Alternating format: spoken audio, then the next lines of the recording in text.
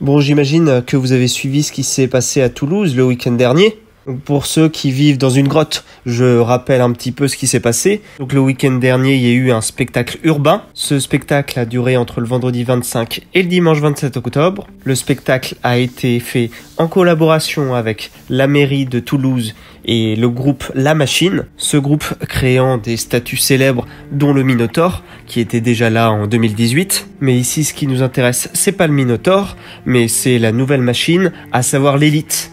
Donc cette nouvelle machine arrive pour la pièce d'opéra urbain de la compagnie La Machine, intitulée Les Portes des Ténèbres, et ce spectacle, bon, il n'est pas passé inaperçu. On retournera vers ce spectacle plus tard, mais la question qui nous concerne ici, c'est qui est ce personnage? Qui est l'Élite? Et que représente cette énorme machine qui a été créée avec un corps d'humain, de femme, les cornes d'un bouc et les pattes d'une araignée? On voit ça tout de suite avec Atlas d'Histoire. On va partir aux sources et on va savoir d'où vient son prénom. Alors selon une étymologie populaire, le nom Lilith serait lié au terme hébraïque Laïla, signifiant nuit, ce qui l'associerait à un démon nocturne. Cependant, il y a débat. On dit que Lilith dérive en réalité de l'acadien Lilithium, forme féminine de Lilum, lui-même emprunté au sumérien Lil, qui signifie vent. Lilith serait ainsi à l'origine une démone mésopotamienne incarnant la stérilité et liée au vent et aux tempêtes. Bon, c'est quelqu'un qu'on n'apprécie pas trop. Ou c'est quelqu'un qu'on retrouve peut-être en Irlande ou en Bretagne, là où il y a beaucoup de vent. Bon, bien sûr, blague à part. Alors, le terme de Lilith, lui, apparaît quand? Donc, pour la première fois, on va le retrouver dans la littérature au 3e millénaire avant notre ère, sous le nom de Liliac, dans le poème sumérien Gilgamesh aux Enfers. Dans cet épisode, un démon nommé Kilskilililake se réfugie dans le tronc d'un arbre Ulupu, planté sur les rivières de l'Euphrate, qui est ensuite placé à Uruk, dans le jardin sacré de la déesse Irana. Lorsque Gilgamesh s'approche, il parvient à effrayer la créature, qui s'enfuit alors dans le désert, refuge habituel des démons. Bien que cette identification de Lilith reste incertaine, certains y voient la première mention de son personnage. On le voit ici, dès les débuts, c'est un personnage maléfique, démoniaque et quelque peu caricatural. C'est-à-dire que les méchants se trouvent dans les zones arides, tandis que les gentils se trouvent dans des zones somptueuses et vertueuses. Enfin, on continue. Dans les textes akkadiens, les démons Lilu, Litu et Warad Lili règnent sur les vents. Litu et Wardal Lili, démons féminins, cherchent à séduire les hommes, sans mari ni enfant. Ils cherchent à les draguer, donc à l'époque j'imagine qu'ils sont je peux prendre ton numéro de téléphone ou t'as un 06 pour que on passe la soirée ensemble. Ils ont peut-être pas de smartphone, mais bref. Donc notre Lilitu tente de s'introduire dans la demeure d'un homme par la fenêtre et peut s'enfuir en s'envolant comme un oiseau. Dès l'époque médio-babylonienne, Lilith est associée à la déesse Lamachu, devenant ainsi une menace pour les femmes en couche et pour les nouveau-nés. Pour éloigner Lilith, il est nécessaire d'invoquer d'autres démons, dont Pazuzu, le roi des Ilus. Alors vous avez vu, c'est assez incroyable.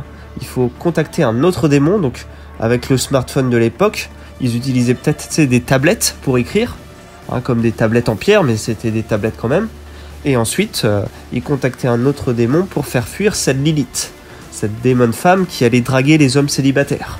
Je me permets une parenthèse, mais avec le nombre de célibataires aujourd'hui, elle aurait du succès, Lilith. Enfin bref, c'est pour ça qu'elle est peut-être arrivée en France, sous forme de démon araignée. Bon, du coup, Lilith, le terme traverse les âges, et sa figure présente une origine et un développement complexe à travers divers textes religieux, magiques et mythologiques, qui va illustrer son rôle de démon féminin et son symbole de rébellion. Ah ça, elle aime ça, se rebeller. Donc dans la Bible, on retrouve Lilith, mais ça n'apparaît qu'une seule fois. Dans la Bible hébraïque, dans Isaïe 34,14, je vous le cite, décrivant le royaume d'Édom, devenu une terre désertique, habitée par des bêtes sauvages et par Lilith. Alors là, par contre, la signification exacte de ce passage reste ambiguë. Les premières traductions grecques de la Bible divergent dans leur interprétation. La Septante traduit Lilith par Onocentaure, une créature mi-homme, mi-âne, parfois associée à la déesse mésopotamienne Lamachu, tandis qu'Akia garde le nom Lilith et Sinmac la remplace par Lamia. Donc elle, c'est un démon féminin de la mythologie grecque. Alors en français, donc on passe déjà, donc on le voit, de la Mésopotamie à la Grèce, puis on arrive en France. Donc en français moderne, on traduit généralement par Lilith ou des termes similaires, bien que certaines traductions anciennes utilisent des termes comme spectre de la nuit ou des noms d'animaux nocturnes tels que le hibou ou la chouette. Bon, je continue mes recherches, ça m'intéresse. Je le vois, cette femme démoniaque traverse les âges en quelque sorte et ne laisse pas indifférent qui que ce soit. Elle traverse les âges, traverse les pays, traverse les époques. Enfin, elle fait peur à tout le monde à ce que je vois. Donc on passe de la Bible au Talmud.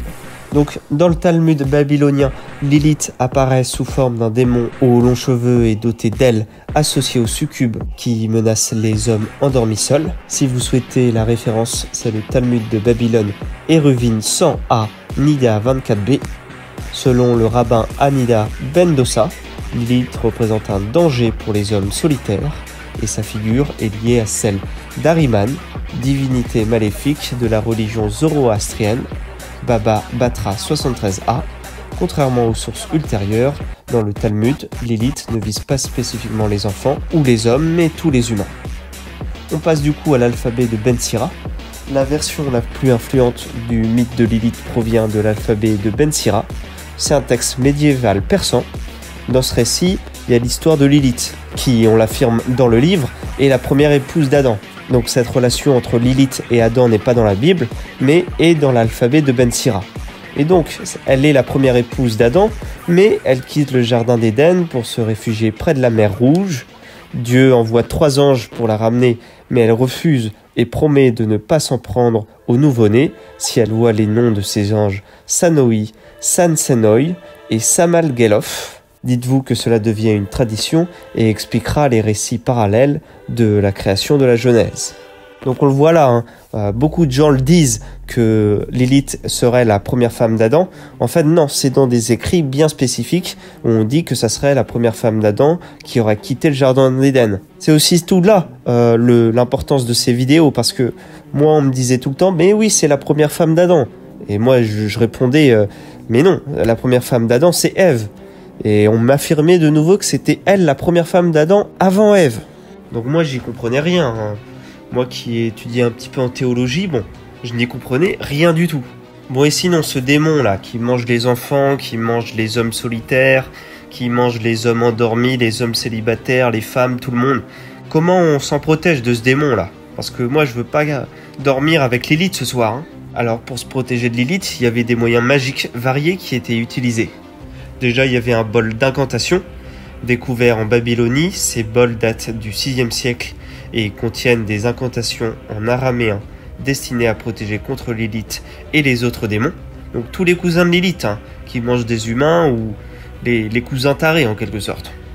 Et il y avait aussi du cramesser alsacien, donc totalement différent. Donc dans les communautés juives d'Alsace et d'Allemagne, un couteau en forme de cercle, le cramesser, était utilisé pour tracer une barrière magique autour des femmes enceintes pour les protéger des mauvais esprits, notamment Lilith. Donc on le voit, à travers les âges et selon les traditions, Lilith passe de démon du désert dans la tradition mésopotamienne à un symbole complexe dans le folklore juif, cristallisant les peurs liées aux démons et au chaos. Elle incarne la figure de la femme insoumise et séductrice, tout en restant associée aux forces de la nuit et du vent. Bon, voilà un petit peu pour la partie historique. Ensuite, Lilith, elle va être récupérée. Il va y avoir une récupération idéologique et politique. Donc, bien évidemment, aux origines, elle se retrouve dans des récits très religieux, très croyants, tournés autour de Dieu, des anges et des démons. Mais elle va passer, sans qu'elle le veuille particulièrement, à un tout autre registre, à savoir le féminisme. Vous connaissez le féminisme? Eh bien, on va parler de Lilith et du féminisme. Donc, dans les années 70, Lilith est adoptée comme un symbole de la lutte féministe pour l'égalité et la liberté. Elle incarne l'opposition au rôle de genre traditionnel. Contrairement à Ève, qui a été créée à partir d'Adam pour lui être soumise, Lilith aurait été façonnée dans le même matériau qu'Adam, ce qui la positionne symboliquement comme son égale. Cette égalité fondamentale ainsi que son refus de se plier au désir d'Adam, ont fait d'elle une figure d'inspiration pour les féministes, en particulier celles des mouvements dits de la deuxième vague, qui voyaient en elle un modèle de femme libre, indépendante et rebelle face au patriarcat. Sachant que, comme je vous disais au début, Lilith n'existe pas dans la Bible, elle n'existe pas dans la Genèse, elle existe dans une réécriture de la Genèse. Mais passons. On va retrouver un mouvement de néo-féminisme qui va approfondir cette interprétation. Dans l'ouvrage de Judith Plaskow, The Coming of Lilith, Plaskow imagine Lilith et Ève alliées, partageant leur expérience du Jardin d'Éden, dans un but de résistance au patriarcat. Les féministes juives et chrétiennes des années 60-80 ne pouvant pas accéder à des fonctions religieuses, se sont appuyées sur des figures féminines marginalisées comme Lilith pour remettre en question les lectures patriarcales de certains textes sacrés. En parallèle, il va y avoir des penseuses comme Alicia Ostriker qui ont vu dans Lilith un symbole intersectionnel en raison de sa marginalisation et de ses caractéristiques, cheveux crépus, statut social modeste, faisant écho aux expériences de femmes racisées et de classes opprimées. Dans une perspective postcoloniale, le poète Shivan Ramlauchan associe Lilith au traumatisme historique des femmes colonisées dont les récits ont souvent été occultés. Alors Lilith, comme je vous l'ai dit, elle est présentée dans différentes lectures sacrées, mais va être aussi dans les arts et la littérature. Donc elle inspire depuis longtemps les artistes et écrivains qui sont fascinés par son caractère hybride et insaisissable, son caractère de lionne et de guerrière. Dès le 19e siècle, elle apparaît dans la littérature romantique française, comme une figure métaphysique, une réponse au questionnement sur l'origine et la condition humaine. Elle a influencé des œuvres de Goethe et de Primo Levi, devenant une figure ambiguë, oscillant entre sensualité et menace. Dans l'art contemporain, Lilith représente souvent des thèmes de liberté, de pouvoir et de transgression des normes sociales, et continue de nourrir les imaginaires féministes et artistiques. Encore aujourd'hui. Donc on le voit bien, Lilith a traversé l'histoire, arrivant jusqu'à nos jours en 2024 sous forme de machine. Mais cette machine n'a pas plu à tout le monde, malgré ses 1,2 million de téléspectateurs. Donc c'est un spectacle qui a fait polémique. Des politiciens ont tweeté. Les Toulousains sont-ils d'accord pour que leurs impôts locaux financent encore et encore des spectacles satanistes qui a déjà eu lieu en 2018 ? Ça a débat sur Twitter. D'autres disent le contraire. Un certain Vincent Gibert, vice-président du conseil départemental de la Haute-Garonne, a préféré saluer une parade poétique et un spectacle époustouflant. Bon, c'est son point de vue, Bernard Sterp, lui, dit « Place du Capitole, Lilith arrive et scelle son alliance avec les âmes libres d'Astérion, une union mystique sous les étoiles de Toulouse. » Enfin, ça dépasse énormément. La communauté catholique n'a pas du tout apprécié la mise en avant de ce spectacle qu'ils ont considéré satanique, mais pas que. D'autres communautés religieuses ont dit la même chose. Maintenant, ce qui m'intéresse, moi, c'est votre avis. Savoir qu'est-ce que vous avez pensé de cette énorme machine. De votre point de vue, ça m'intéresse. Moi, je trouve qu'elle elle est assez effrayante, je me permets de le dire. Je préfère le Minotaure. Et j'avoue que ces pattes de scorpion ou d'araignée me dégoûtent en quelque sorte. Mais c'est que mon point de vue. Et des fois, je donnerai mon avis, vous l'avez vu. C'est aussi intéressant de donner mon avis à moi et savoir votre avis à vous. Donc donnez-le moi en commentaire. On like, on partage et on commente. Et moi je vous dis à bientôt pour une nouvelle vidéo. Salut, ciao!